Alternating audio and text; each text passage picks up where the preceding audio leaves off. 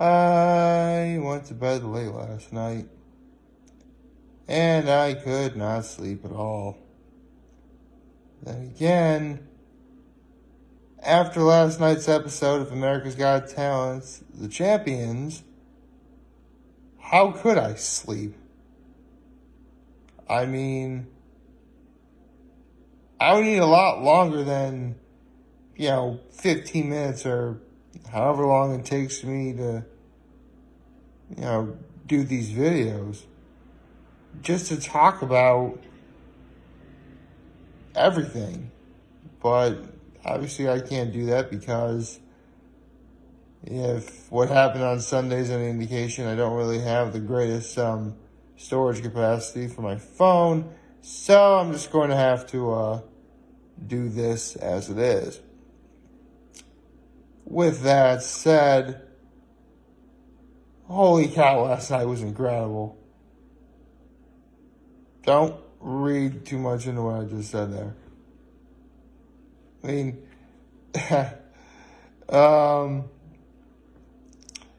yeah. So, a little background before I get started. You guys know that, I made a sort of, and ever since my grandfather died, I added to my resolution of being a family by talking to my mom whenever it's okay to do so, particularly when she's off of work or if I know she'd be back from work. And last night she was off, so I called her. And fun fact, my mom was actually the one who got me into watching America's Got Talent to begin with. I mean, again, I never really watched it religiously. I only really watched it if it was on. But, I remember watching it with my mom a lot. So I did. And, as soon as I heard America's Got Talent, The Champions is on, I started watching it. And, also the fact that you have Terry Crews, who's one of my all-time heroes, being the host of America's Got Talent, The Champions. I mean, how am I not going to be interested, right? So, I've been watching, and actually, I called my mom a little bit before last night's episode began, and I'm like, you're going to watch America's Got Talent, The Champions?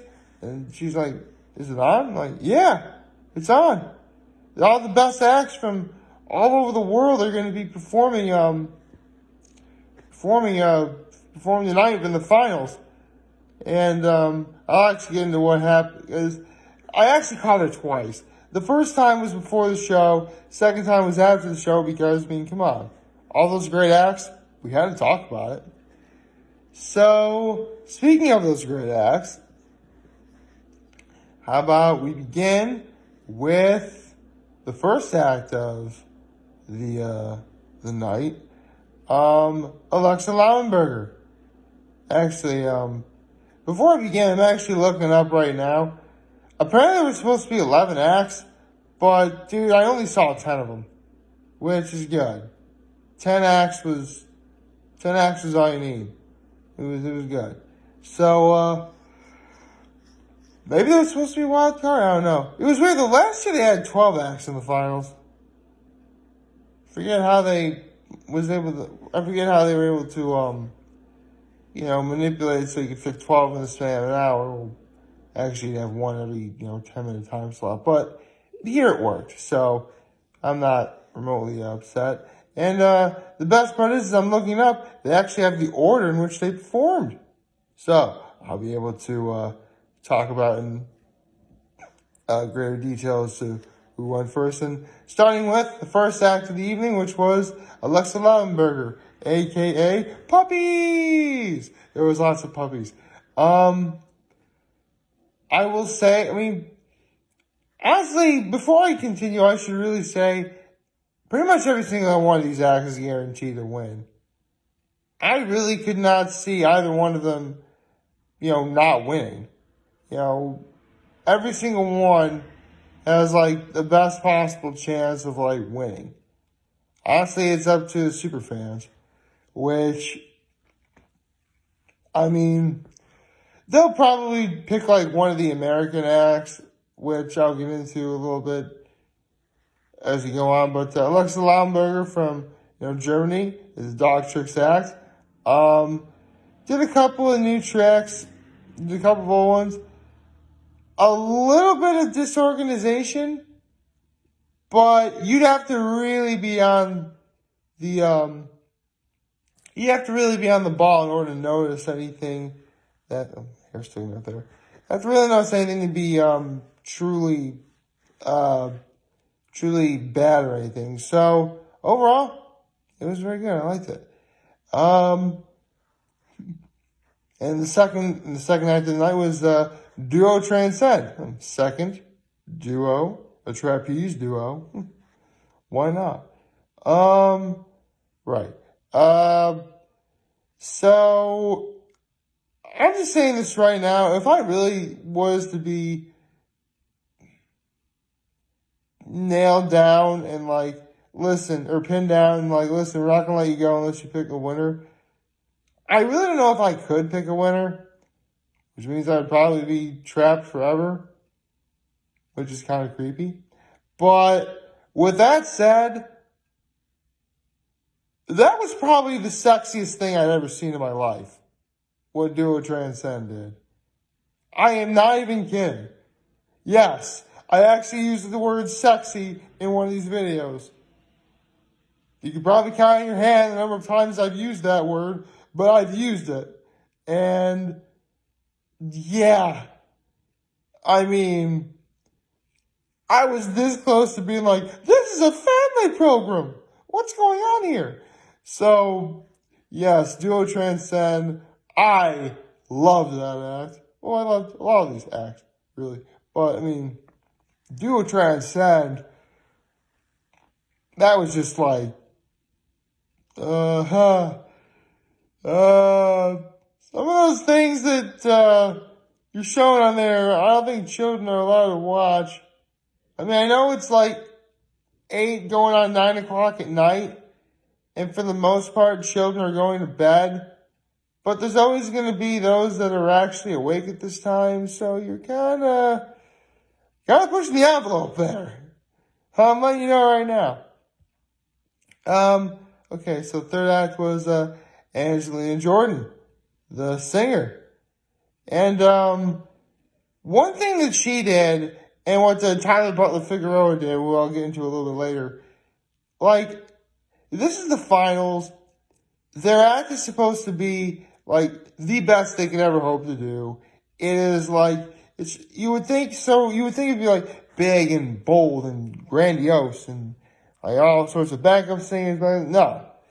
What Angelina Jordan, and again what Tyler Butler Figueroa did, is it was just them on stage. Just them. Doing their quote unquote thing. Angelina Jordan, sang, and she was absolutely phenomenal at it. And I'll get into Tyler Figueroa a little bit later. Okay, Bookie Storm. Okay, listen. If I'm picking again, every single one of these acts was good. And I guarantee you it's going to be hard for people to decide who's going to win this. But if I'm a betting man, Boogie Storm's not winning. I'm sorry, but dancing in Stormtrooper outfits, if that one ends up winning, actually I don't want to say what I'll do because then I'll probably have to end up doing it. And I don't want to do that. So, yeah. I was going to say if Boogie Storm actually wins, I'll eat my own shoe. I'm not actually going to do that because, first of all, eating a shoe, I need that shoe. Gotta go from place to place somehow. I mean, yes, you can go from place to place wearing your socks or your bare feet, but, it's not very comfortable. Okay, Silhouettes. That was a beautiful performance. I mean, actually, I learned this from watching Ed, and Eddie of all shows, is that the shadow puppetry is one of the oldest forms of entertainment. Yeah, it is. So, needless to say, thanks to Ed, and Eddie, shadow puppetry really does fascinate me. And so, of course, I was completely invested in what Silhouettes was doing. You know, it just goes to show you that you don't need to use words or, anything big or grandiose to make a statement. I'll be getting to that in an act or two. And Silhouettes legitimately proved it. Although, it doesn't really hurt to have anything, big and grandiose. And we get into the next act, which was Hans, which I love Hans. I really do. He's funny. He's great. I was talking to my mom last night after the show. I said, I don't know about that one. Yeah, you can guess the kind of person my mom is. But yes, Hans was great, and it really does go to show that, you can have quality in the amount of quantity that there was and what it took to make that performance, because I was thoroughly entertained by it. Now, go back to Whiplash. Tyler Butler Figueroa, the 7th act, who, I'm just going to say this right now. I just said this time by Angelina Jordan. If you're in the finals of America's Got Talent and you really want to showcase who you are as both an individual and the act you're doing, all you need is to just be yourself. Just be on stage, doing your thing on your own. There wasn't any backup dancers or DJs or bright lights or anything. I mean, I just said the duo Transcend was the sexiest act I'd ever seen on America's Got Talent. Probably ever. But in terms of the most beautiful musical performance that didn't involve singing, I dare say I would give it to Tyler Butler Figueroa for his performance of Hallelujah last night. I have no idea what the name of the song is. I just know that was the song that was playing right before the climax of Shrek. So, yeah. But with that said, again, in terms of music, non-vocally, mind you, and for that matter, using a string instrument, because, again, the violin is a string instrument. Hey, listen, I may have done choir, and so I never really did band, but I know what instruments are which. And so, again, using a string instrument, best performance I think I've ever seen. Quite possibly ever. So, I really do think Tyler Butler Figueroa could win. Well, again, I really could think all of them could win. I mean, speaking of the next act, The Unbeatable. Now that I think about it, The Unbeatable's name sounds as if they're kind of making a statement.